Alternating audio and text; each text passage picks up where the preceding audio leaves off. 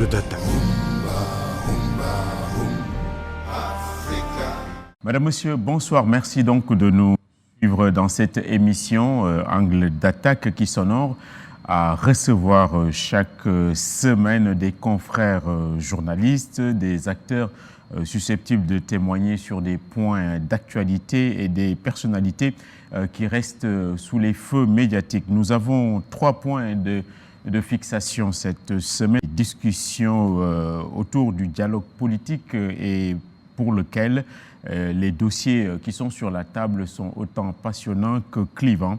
Le statut du chef de l'État, l'adoucissement ou la révision de l'article 80, l'arrêté Ousmane Gom, les cas Khalifa Sall et Karim Wade pour aller donc vers la pacification de l'espace public ou politique ou encore les futures élections locales. À ce propos, nous allons profiter des lumières de Valdiodio Ndiaye, membre de la société civile et acteur au dialogue. Merci Valdiodio d'avoir bien voulu répondre à notre invitation. Merci beaucoup, M. Gueye. Voilà, nous avons aussi le privilège de recevoir Bara Ndiaye, c'est l'administrateur de la Maison de la Presse qui nous accueille ici comme chaque semaine en son bel auditorium pour nous parler des outils de gestion qu'il a mis en place et des perspectives d'avenir pour la Maison de la Presse. Merci également à Bara d'avoir honoré l'invitation. Merci beaucoup Hassan, c'est un plaisir pour moi de participer à votre émission. Avant de commencer, on va rappeler qu'en seconde partie, on va recevoir Abdoulatif Coulibaly, ministre porte-parole de la présidence de la République. M. Coulibaly vient de présenter un essai portant sur le dernier septennat ainsi que les défis du quinquennat.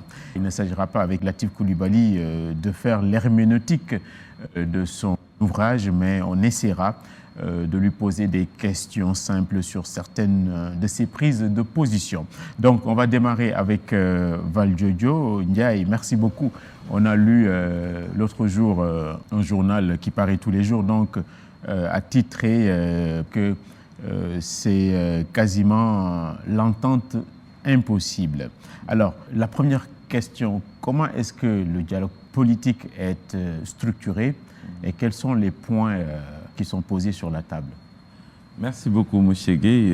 Je pense que la structuration du dialogue politique, nous le savons tous, il découle d'une volonté du président de la République au lendemain de sa réélection,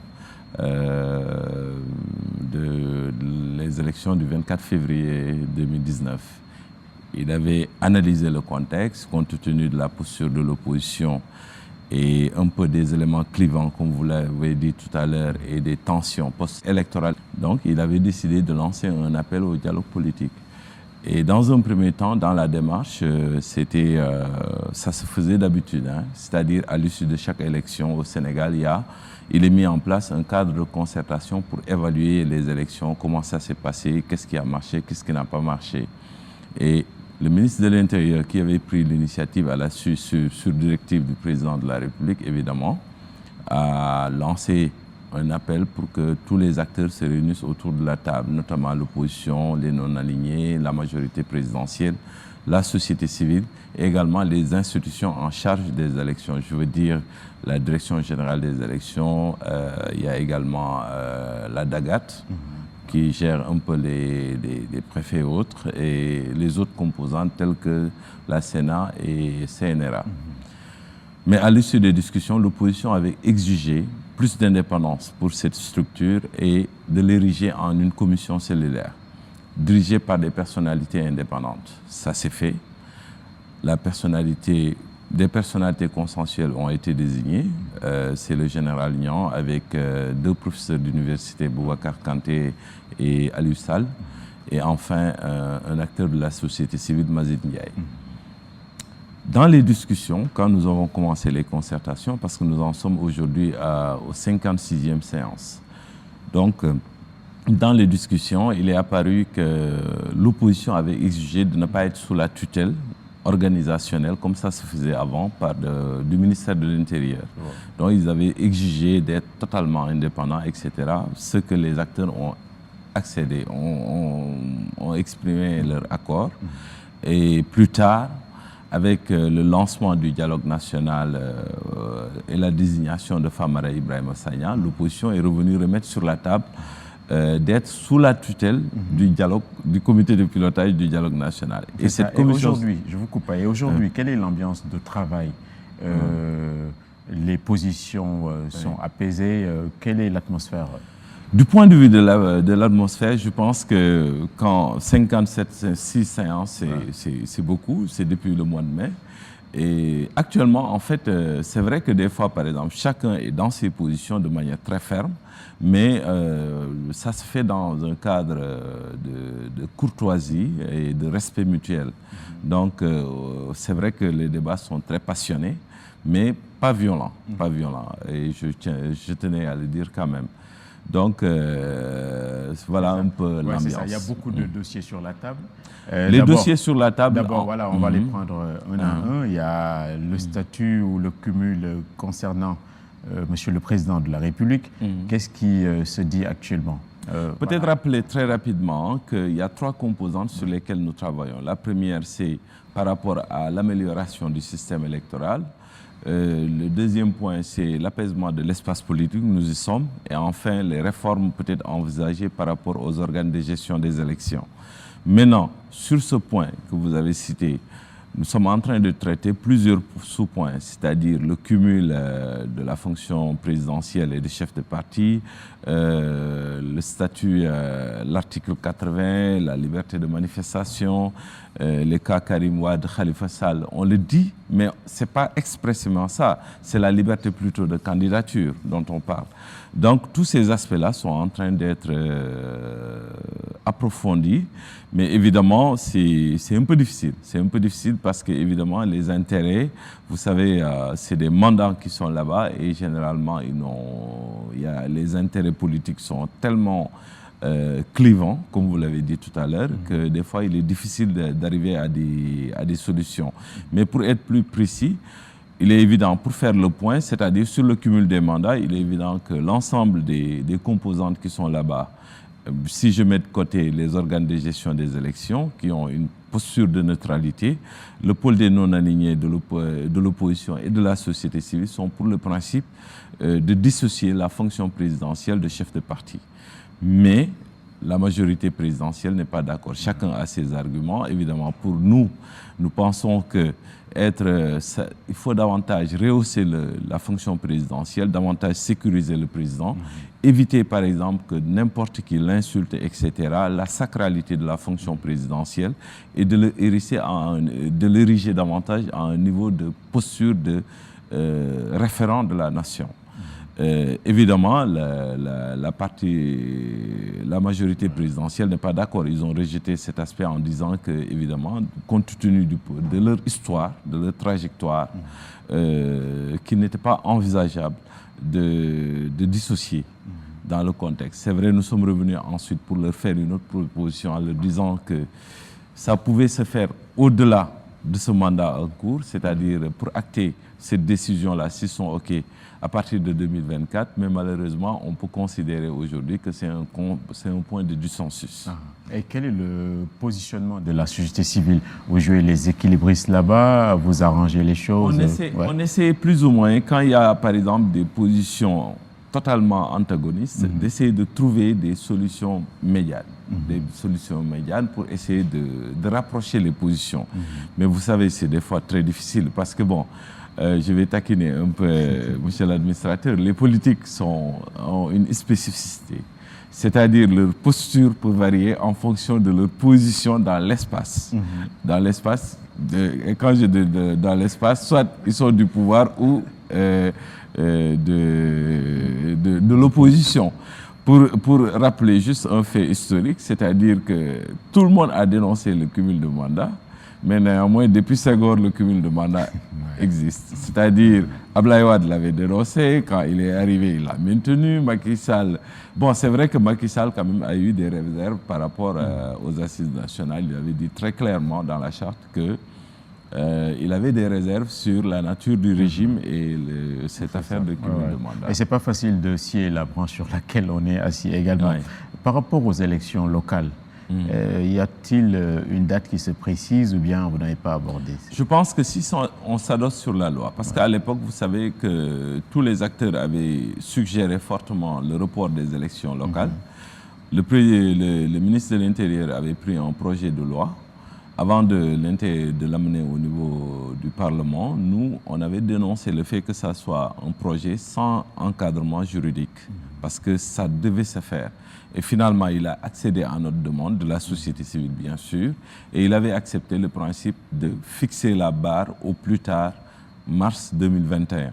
Mais aujourd'hui, dans nos simulations, nous savons que par exemple, si nous parvenons à faire, parce que nous avons des points de consensus quand même, nous sommes d'accord sur le principe de faire l'évaluation du processus électoral 2017-2019. Nous sommes d'accord de réauditer le fichier électoral. Nous avons aussi acté un accord, je sais certainement ça va vous intéresser, que les maires soient élus maintenant dorénavant au suffrage universel direct. Donc ça, c'est des points d'accord quand même. Donc tout n'est pas négatif. Donc quand nous avons exprimé ces aspects-là et dans les simulations que nous avons effectuées, nous pensons qu'aujourd'hui, si nous procédons à l'évaluation du processus électoral et l'audit du fichier sur 3 mois, c'est-à-dire mars, avril, mai, le mois de juin, on peut dédier ça, par exemple, à la résolution, validation des rapports. À partir de juillet, on peut faire la révision exceptionnelle des listes électorales. Après juillet, par exemple, si le parrainage n'est pas enlevé, le faire, etc. Et planifier au plus tard les élections locales en décembre 2020. Aujourd'hui, c'est cette posture que nous défendons. Peut-être revenir juste aussi sur un point de dissensus, c'est l'article 80. C'est un article sur lequel l'opposition et le pôle des non-alignés demandaient l'abrogation. La majorité a dit non. Il faut maintenir, compte tenu du contexte politique, sécuritaire, etc. Et nous avons estimé qu'il fallait trouver une voie médiane. La voie médiane, c'est-à-dire prendre l'article 80, qui a des pendants liberticides, essayer de le réviser à l'interne, c'est-à-dire diminuer le pouvoir du procureur et renforcer le pouvoir du juge d'instruction. C'est-à-dire que, parce que vous savez tous que quand le procureur fait son réquisitoire, quand vous êtes interpellé, le procureur fait son réquisitoire, immédiatement, le juge d'instruction a les mains liées, il est obligé de vous placer sous mandat de dépôt. Et sous ce rapport-là, nous estimons qu'il faut diminuer la possibilité qu'a le procureur de faire un réquisitoire, il va faire un réquisitoire évidemment à charge, mais de laisser le soin au juge d'instruction de pouvoir mettre ou pas sous mandat de dépôt. C'est ça, oui. Bon, merci beaucoup. Il paraît qu'il n'y a pas de sujet tabou là-bas. Vous ne parlez pas de Guy Marius Sagna ou bien ça n'a rien à voir? Si. Sur cet aspect-là, par exemple, le dossier a été mis sur la table, mais certains ont dit très clairement qu'on ne se prononce pas sur des dossiers qui sont en cours, devant la justice. Par contre, les dossiers de Khalifa Sall et de Karim Wade, nous avons estimé que le président de la République, rien ne l'empêchait aujourd'hui, sur la base d'une analyse que la société civile a faite, c'est-à-dire, nous savons tous que la position du PDS, c'est la révision du procès. La position de Khalifa Sall, il dit très clairement qu'il ne demande d'aucune loi d'amnistie, mais nous, sur la base, pour apaiser l'espace politique, nous avons demandé que le président de la République prenne l'initiative de déposer devant l'Assemblée nationale un projet de loi d'amnistie. Voilà. D'amnistie, oui, c'est ça. Merci beaucoup. Donc, il y a également, et c'est relaté assez souvent, les frais de transport, de restauration. Vous ne demandez pas ça? Non, je peux bien. C'est important d'en parler par rapport à l'opinion. Je pense qu'il y a beaucoup de confusion là-dessus. Pour rappeler juste, au niveau du dialogue politique, un copec de l'État du Sénégal n'a été utilisé depuis le début des travaux, très clairement. C'est le PNUD. C'est le PNUD qui a appuyé sur requête de la commission politique. Et aujourd'hui, l'appui même est terminé. Aujourd'hui, nous faisons nos réunions au niveau du ministère des Affaires étrangères. Et je vais vous dire qu'à chaque réunion, c'est un des membres, n'importe qui, peut donner, finance pratiquement l'achat des bouteilles d'eau.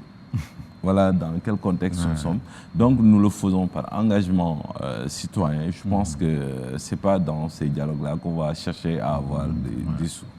Voilà. Merci beaucoup, Valdiodio. On est très fiers, on a été fiers de vous recevoir. Nous allons nous tourner à présent du côté de Bara Ndiaye, administrateur de la Maison de la Presse. La Maison de la Presse, si je ne m'abuse, fonctionne depuis 2015. Dans ses missions, on a vu qu'elle est un espace de réflexion et de service pour les professionnels des médias.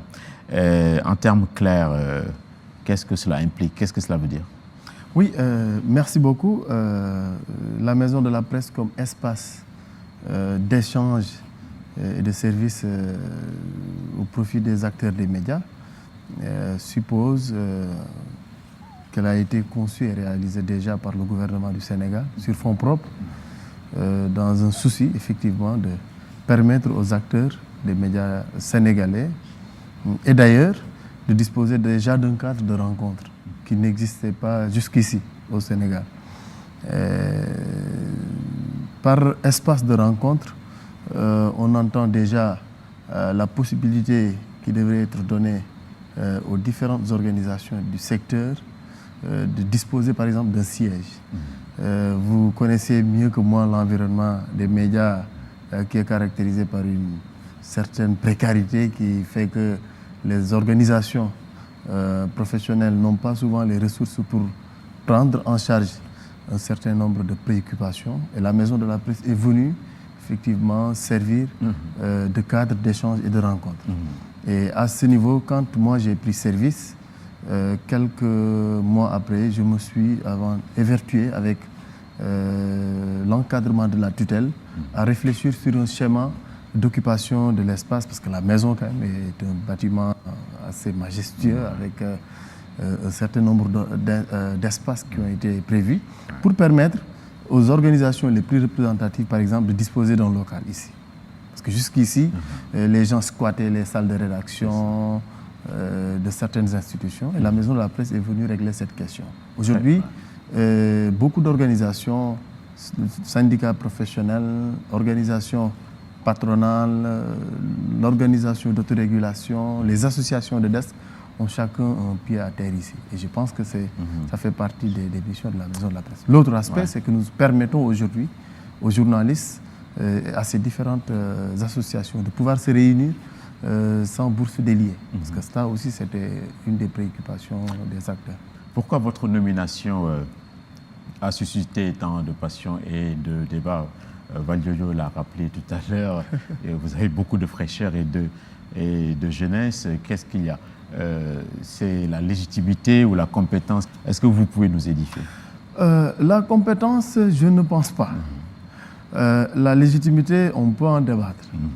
Mais ce qu'il faut quand même préciser, c'est que bien avant même ma nomination, parce que cette maison a été conçue et réalisée sur la demande des organisations professionnelles du temps du président Maître Abdoulaye Wade, qui a quand même, il faut le saluer, eu cette vision de doter les organisations professionnelles des médias d'un instrument de promotion. Et dans ce processus, certains acteurs, certaines organisations avaient déjà anticipé sur le modèle de gestion. Donc, ils n'ont pas sûrement compris, ou en tout cas accepté, que le président de la République ait décidé de nommer un administrateur qui, de surcroît, a une coloration politique. Parce que c'est ce qui se dit. Oui, ce que j'ai lu, c'est que Monsieur le Président de la République a rompu un certain pacte. Je leur concède ce droit. Autant, ils ont le droit, en tant qu'acteurs, en tant que professionnels d'un secteur, de demander que les organes qui sont dédiés au secteur soient confiés à des gens du secteur, ce qui est le cas. Seulement, il serait sûrement souhaité peut-être que cela soit le produit d'une concertation. Parce que je rappelle aussi que l'État a ses réalités, a ses procédures. Un État qui finance entièrement, qui met à disposition les ressources qui participent au fonctionnement. Bon, quelque part aussi lui dénier le droit de pouvoir avoir son mot à dire, c'est un peu difficile. Ça, mais je pense qu'il faut quand même aujourd'hui, c'est ce que nous sommes en train de faire, travailler à aller au-delà de ces achoppements. Nous, on a eu depuis toujours une posture d'ouverture en comprenant que c'est une maison qui est dédiée déjà d'abord aux professionnels, mais que l'État aussi doit jouer un rôle et essayer quand même de transcender un peu ces clivages-là. C'est ça. Et moi, c'est en train quand même de se... Ma grille de lecture, moi, c'est que la maison soit bien gérée et bien tenue. Ouais. Et est-ce que c'est le cas aujourd'hui? Je pense. Vous êtes là depuis quelque temps, vous avez pu vous rendre compte déjà. Ce qui n'était pas évident au début, c'était de pouvoir convaincre ceux qui étaient dans une posture de boycott, de revenir à la maison de la paix. C'était pas facile. Et aujourd'hui, nous l'avons réussi. Tout comme moi, je suis resté ici pendant presque 2 ans et demi sans ressources de fonctionnement, où il fallait moi-même imaginer des stratégies de financement de certaines de nos activités, et en allant voir des fondations comme la Fondation Friedrich Ebert qui nous a beaucoup accompagnés, comme l'IDHP qui nous a accompagnés dans le cadre d'une convention de partenariat, comme certaines institutions publiques comme l'Agence de l'informatique de l'État qui a aujourd'hui mis à disposition toute une logistique dans le cadre d'une convention de partenariat pour rendre la maison plus fonctionnelle, etc. etc. Jusqu'à ce que la maison soit dotée d'un statut juridique qui en fait un établissement public à caractère industriel et commercial doté de l'autonomie financière et de la personnalité juridique. Donc c'est sur ça que nous travaillons. Et pour un peu prendre en charge la dimension animation et renforcement des capacités des acteurs, nous avons initié un certain nombre de programmes qui nous ont non seulement permis de doter les professionnels d'espaces de dialogue, de rencontre, mais également de contribuer sur la formation et le renforcement des capacités des acteurs dans le cadre des conventions que nous signons avec des instituts supérieurs comme l'IDHP, comme l'Université virtuelle du Sénégal. C'est ça, vous l'avez mentionné tout de suite. C'est un établissement public à caractère industriel et commercial. Ça veut dire que vous faites rentrer de l'argent. Est-ce que c'est rentable? Oui, enfin, oui. Une partie des ressources qui nous permettent de fonctionner sont effectivement tirées de l'exploitation des espaces. Nous sommes aujourd'hui dans l'auditorium que nous louons par exemple pour 3 heures de temps à 500 000 francs. Nous avons également un complexe résidentiel parce que dans la conception du projet, il fallait créer les conditions qui permettraient par exemple à un professionnel qui débarque, qui peut venir des États-Unis, de la Côte d'Ivoire, de n'importe quel coin du monde, de pouvoir dans le même espace avoir un hébergement, pouvoir se restaurer, avoir un espace de travail, mais également pouvoir tenir ces rencontres si c'est dans le cadre d'un séminaire régional ou d'une conférence ou d'un colloque. Et ça, la Maison de la Presse est aujourd'hui dotée quand même de ces commodités-là pour pouvoir servir justement de cadre d'épanouissement. Voilà, c'est très bien. On va accélérer. C'est presque fini. On a lu quelque part, mais on prend ça avec beaucoup de pincettes, que vous avez fonctionné pendant beaucoup de temps sans conseil d'administration, sans ACP, agent comptable, et que c'est vous-même qui gériez directement les fonds. Ça, bon, on ne peut pas le croire, ça. Il y a beaucoup de choses qui se disent, qui sont écrites ça et là, mais parfois il suffit simplement d'interpeller la personne directement dans une démarche d'investigation pour avoir la bonne version. Il faut rétablir ce qui est vrai, c'est qu'effectivement, on en est aujourd'hui dans la phase de mise en place du conseil d'administration. Et beaucoup de ministères sectoriels ont déjà désigné les représentants. Certaines organisations du secteur aussi ont déjà désigné des représentants. Pour ce qui est de l'agence comptable, et ça c'est moi-même qui avais, compte tenu des difficultés qu'on avait, du cumul dans la gestion, que je ne voulais pas du tout, demander au ministère des Finances de mettre à notre disposition un agent comptable, ce qui a été fait depuis le mois de novembre dernier. Il y a un agent comptable public qui est là et qui veille véritablement à la bonne utilisation des ressources publiques qui sont mises à notre disposition. C'est ça. On a lu également quelque part qu'il y a eu une grogne ou des grognes de la part du personnel qui n'est pas satisfait en certains points et qu'il est allé s'affilier dans une centrale. C'est vrai ça? Oui, d'abord c'est la liberté de tout travailleur de s'affilier à un syndicat. Est-ce qu'ils sont dans de bonnes conditions? Je pense oui. Et la Maison de la Presse, malgré le déficit en ressources, fait aujourd'hui mieux que beaucoup d'institutions. Parce que moi, je suis convaincu que la motivation du personnel est quand même un des principaux facteurs de performance dans l'administration. Être bien payé, avoir une couverture sanitaire, avoir un certain nombre de commodités logistiques, ça c'est le minimum qu'un agent peut réclamer et je pense que nous l'avons à la Maison de la Presse. C'est ça. Le président de la République a interdit avant-hier l'acquisition des véhicules de fonction ou de service, etc. On a lu quelque part que vous avez acquis un véhicule onéreux. C'est vrai ou c'est faux? C'est normal. C'est relatif. Déjà, l'année dernière, nous avons acheté un seul véhicule. Nous avons un parc automobile de 6 véhicules. Ah, très bien. Un véhicule par chef de département, un véhicule qui nous a été affecté il y a de cela 5 ans par la direction du matériel et du transit administratif qui est là, et celui que nous avons acquis l'année dernière. Ah, très bien. Une voiture de marque Toyota que vous pouvez voir sur le parquet. Mais c'est bon, le temps est terminé. Vous allez nous parler rapidement des perspectives pour rendre la maison beaucoup plus vivante et beaucoup plus vibrante. Oui, côté perspective, nous avons 3 projets majeurs. Le premier, que nous avons déjà finalisé d'ailleurs, parce que nous avions anticipé, c'est d'éditer l'annuaire des médias. Parce que jusqu'ici, Hassan, vous le savez mieux que moi, nous n'avons pas suffisamment de statistiques sur le secteur des médias.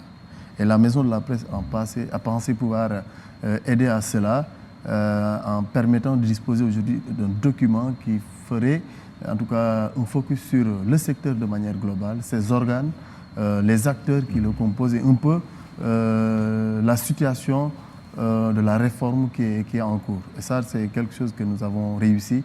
Et dans quelques semaines, peut-être nous viendrons vous inviter à venir participer à son lancement. Ça, c'est un des premiers des projets.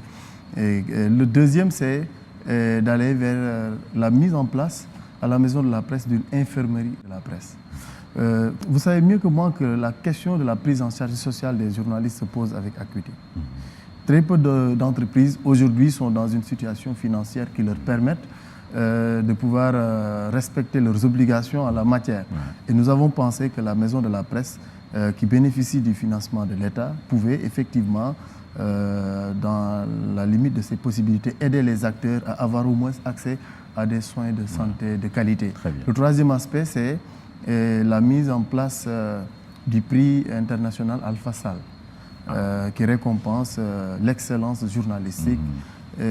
Parce qu'Alpha Sal est quand même un des pionniers du combat pour l'érection de cette maison de la presse. Malheureusement, il n'est plus parmi nous. Et nous avons pensé qu'en plus d'une idée qui est agitée ça et là, mais c'est une décision politique qui va être prise à ce niveau, je ne suis pas du tout compétent. Certains ont pensé qu'il était judicieux quand même que la Maison de la Presse porte son nom.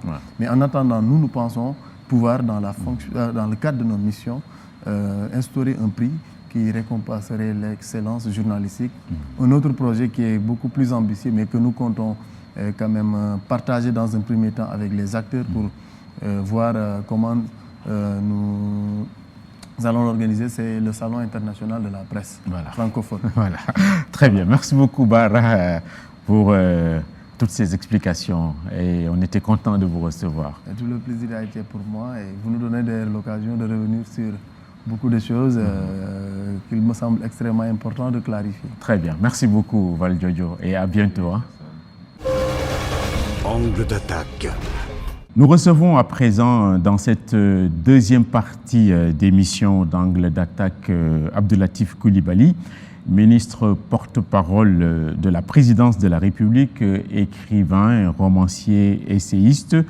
Et dans le jargon, on pourrait vous appeler un bon client. Merci donc, Monsieur Coulibaly, d'avoir répondu à notre invitation. Merci. C'est moi qui vous remercie de m'inviter à votre émission. Le journalisme s'amène à tout, à condition d'en sortir. Est-ce qu'on peut dire aujourd'hui que vous êtes définitivement sorti du journalisme? Disons que je suis définitivement sorti des salles de rédaction. Je distingue sortir d'une salle de rédaction, parce que je ne pratique plus le journalisme, j'ai fait autre chose. Mais sortir du journalisme, ça va être difficile pour moi de rompre avec le journalisme. Mais quand je parle du journalisme, c'est ce que j'ai appris dans le journalisme. L'expérience que j'ai acquise, la façon de faire, la façon de traiter les dossiers que j'ai en face de moi. Ça, je pense que je ne pourrai jamais, de ce point de vue, rompre avec les méthodes, les techniques du journalisme. Le journalisme m'a beaucoup apporté dans ma vie pour que je décide d'en sortir définitivement. Je dis, je sors des salles de rédaction. C'est fini ça, c'est derrière moi. Pendant 30 ans, j'ai fait ce métier. Je crois avoir fait ce que j'avais à faire.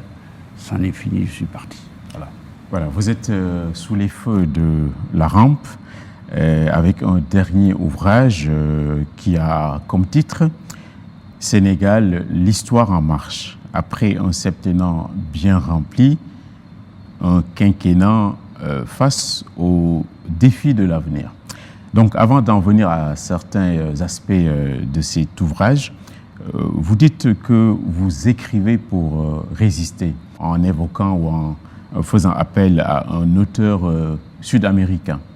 Vous résistez contre l'afro-pessimisme, contre les prophètes du malheur et les juges des élégances. Donc, vous n'allez pas écouter, vous vous faites fi des donneurs de leçons. Enfin, les donneurs de leçons ont leur responsabilité, ils l'assument comme telle. Je ne me préoccupe absolument pas d'eux. Parce que moi, dans la vie, c'est facile de donner des leçons, mais c'est difficile de proposer des leçons. J'ai dit donner des leçons, ça veut dire qu'on soit content de ce qu'on pense, de son opinion, mais difficile de proposer des leçons sur lesquelles les gens peuvent apprendre quelque chose. Et comme généralement ils ne proposent pas rien, ils n'ont pas d'idées, ils n'ont que des opinions, cela ne me préoccupe pas vraiment. Et vous résistez contre quoi? Contre l'afro-pessimisme. Qu'est-ce que vous appelez afro-pessimisme?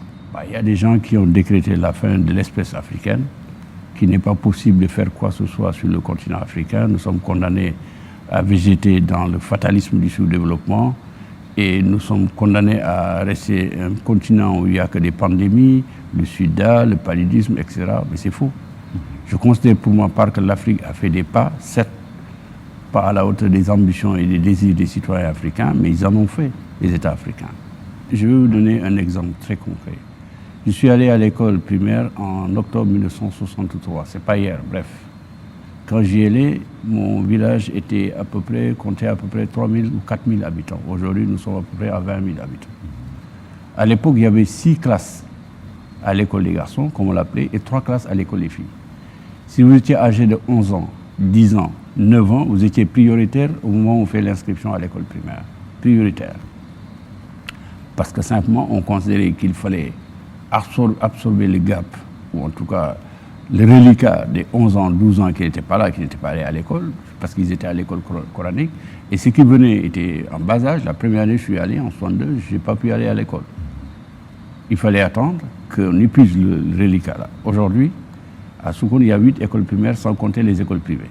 C'est quand même un pays a fait des pas. Nous sommes 20 000 habitants à peu près, 16 000, 18 000. 16 000, 18 000 jusqu'à 20 000. Mais aujourd'hui, à Soukoun, il y a, je crois, 8 écoles primaires publiques. Il y a au moins 3 écoles privées, primaires, un collège, 2 collèges publics, 2 collèges privés, un lycée.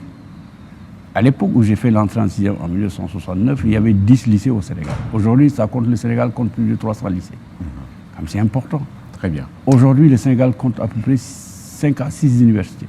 5 au moins, sans compter les ISEP, sans compter les écoles privées qui sont dans le pays. On ne peut pas dire que le pays n'a pas avancé.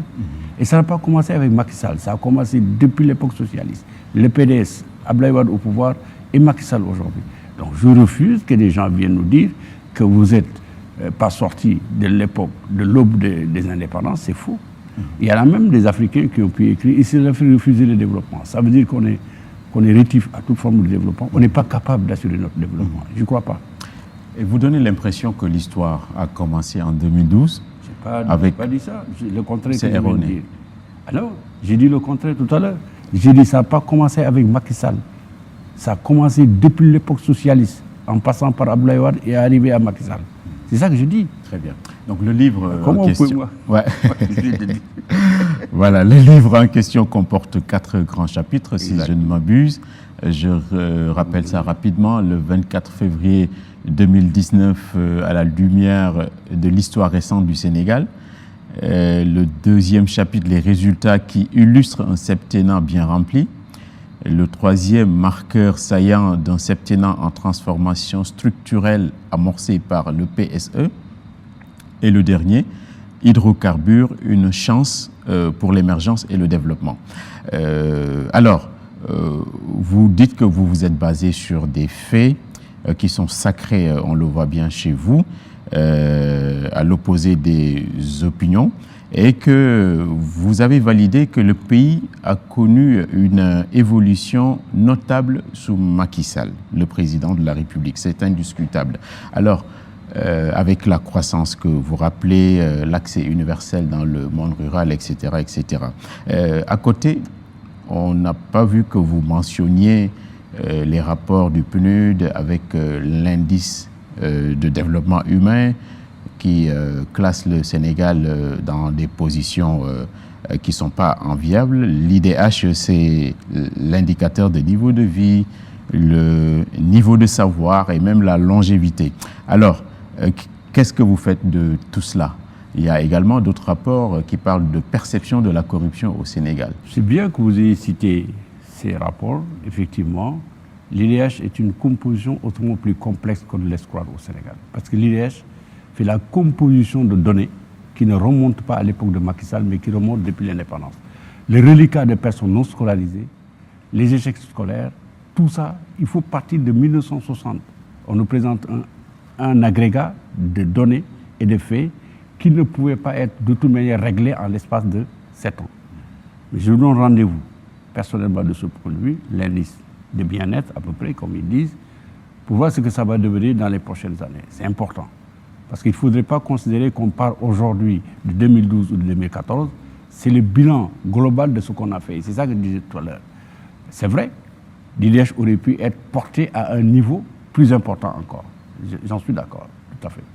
Mais c'est étonnant que vous n'ayez pas fait également mention des autres indices qui sont autrement plus parlants de mon point de vue que l'indice de l'IDH. C'est d'abord le progrès que nous avons réalisé dans ce pays-là. Nous étions avant 2012 dans les bas-fonds des 25, 28, 30e, du point de vue de l'indice, par exemple, Mo Ibrahim, du point de vue de l'indice même de Transparency International, qui mesure la perception de la corruption, mais également d'autres indices.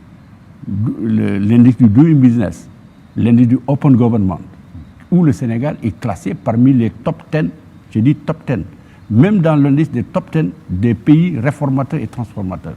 C'est vrai, je comprends bien que les journalistes aient souvent tendance à citer ce qui ne marche pas. C'est vrai, je l'ai souvent fait.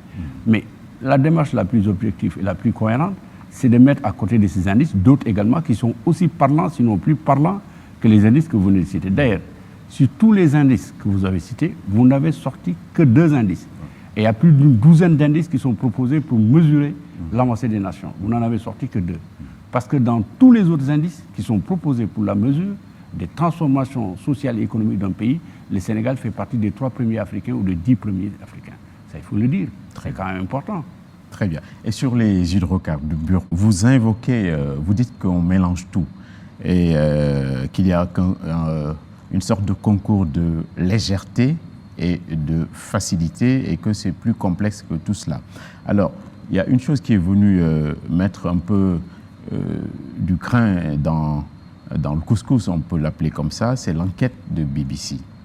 Alors là, ça a installé une crise de confiance, mais incroyable. Et on a vu que vous avez mis enquête de BBC entre guillemets. Vous allez nous expliquer cela. J'ai la chance, sans aucune prétention, d'avoir été à une école où on enseigne très bien l'enquête journalistique.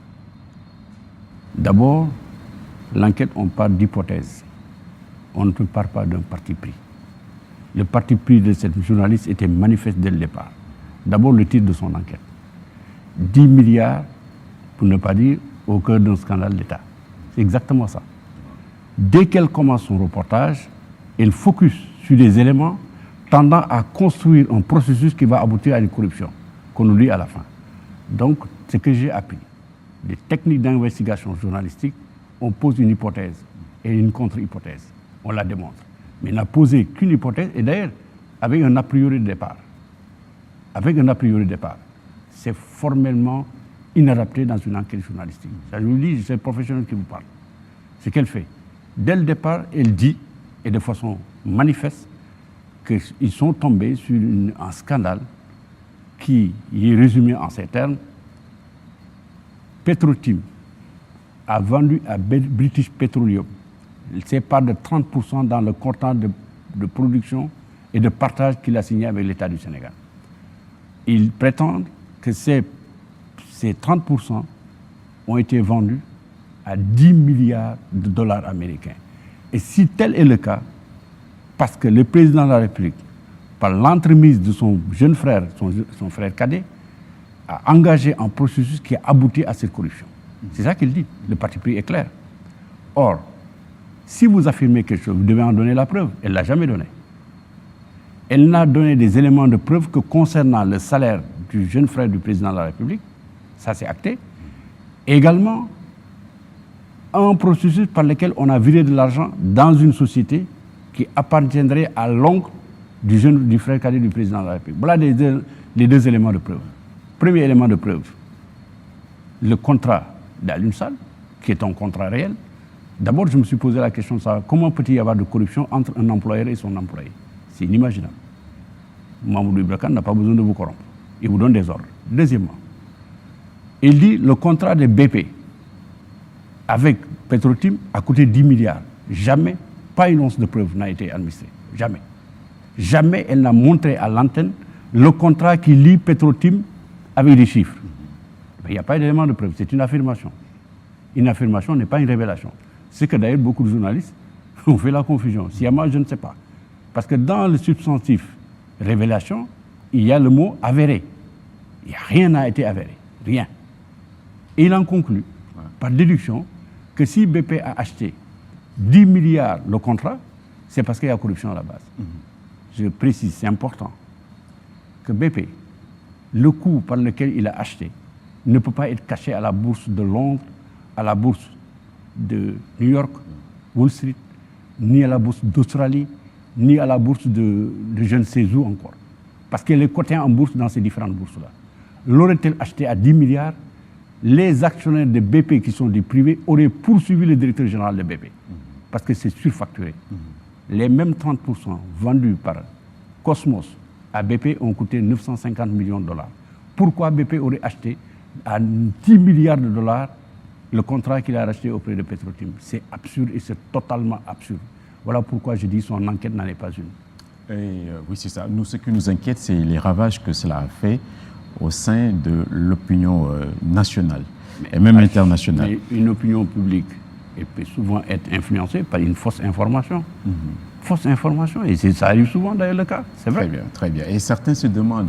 Mais vous êtes imprudent de dire ça. Vous avez mesuré dans l'opinion publique comment les gens ont perçu ça. Il n'y a aucun sondage pour nous le dire. Vous l'avez supposé. Oui, mais on discute avec les gens. Mais vous discutez avec les gens à Dakar. On est tellurique, hein.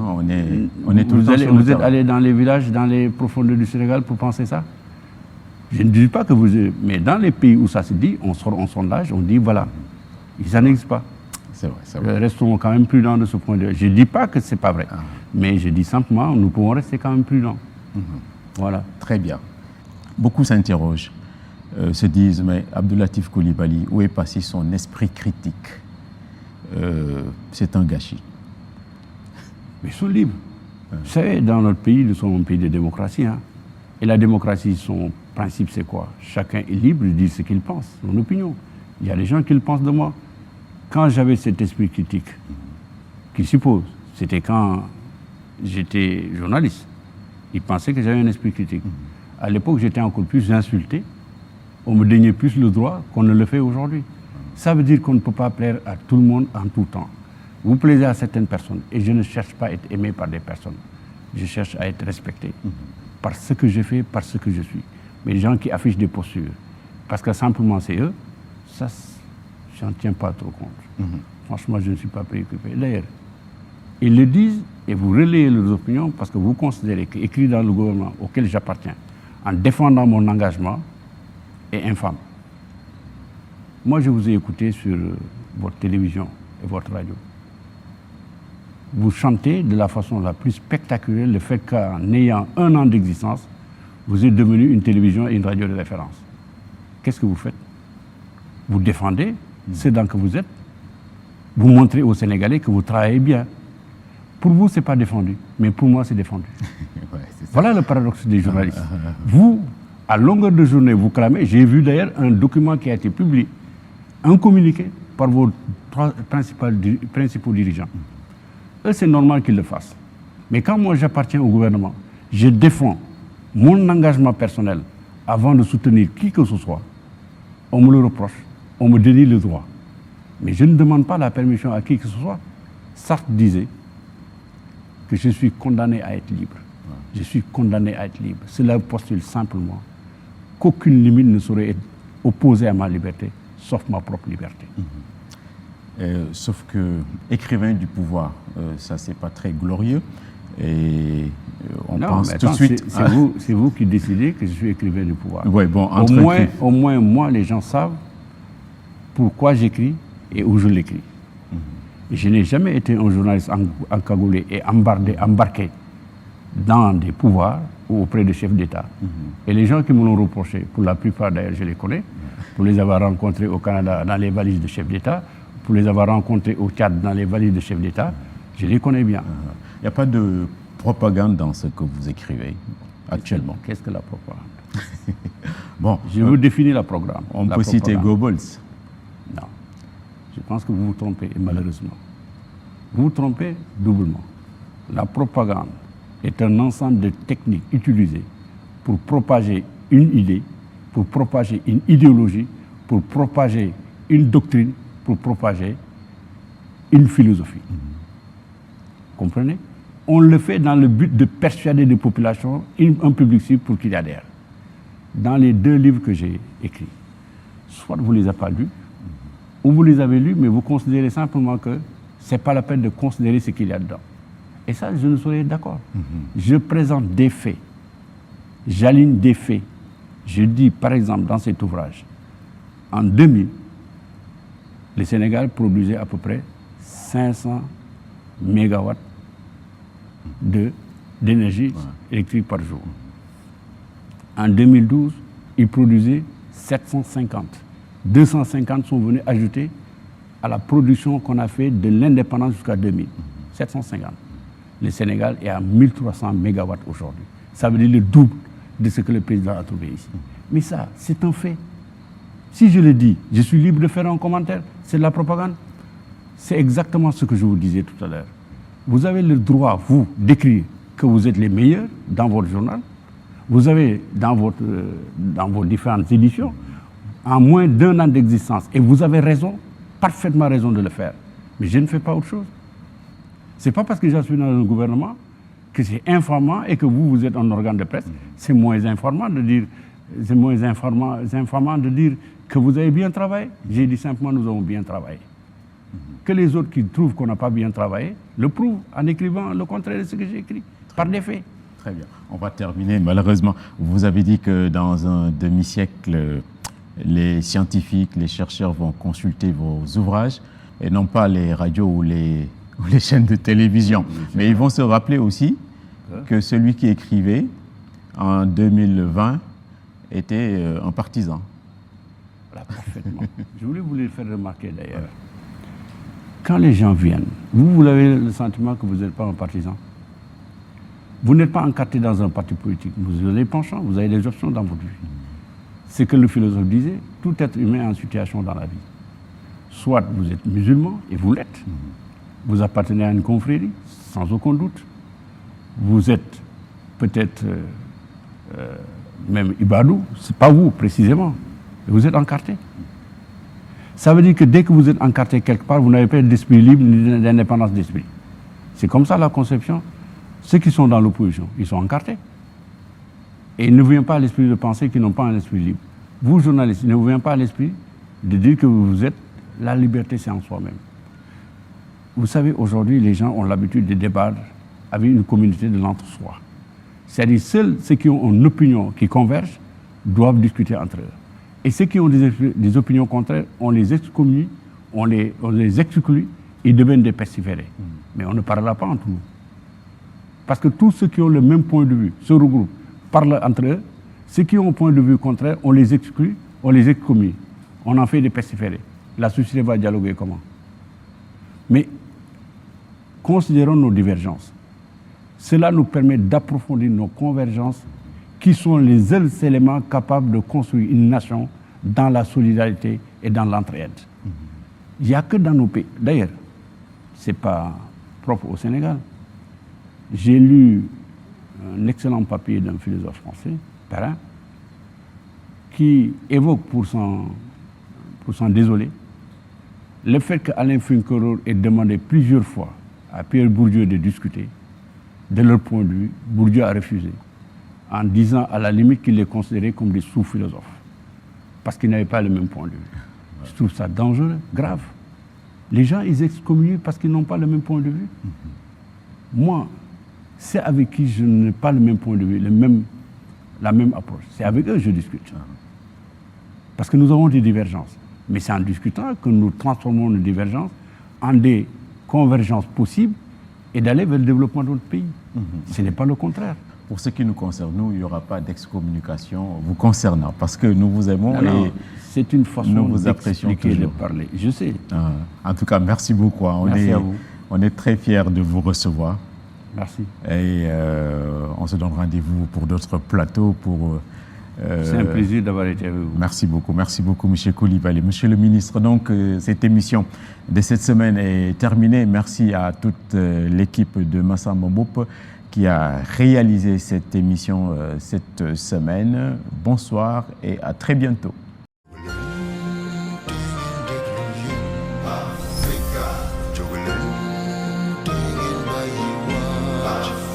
Angle d'attaque.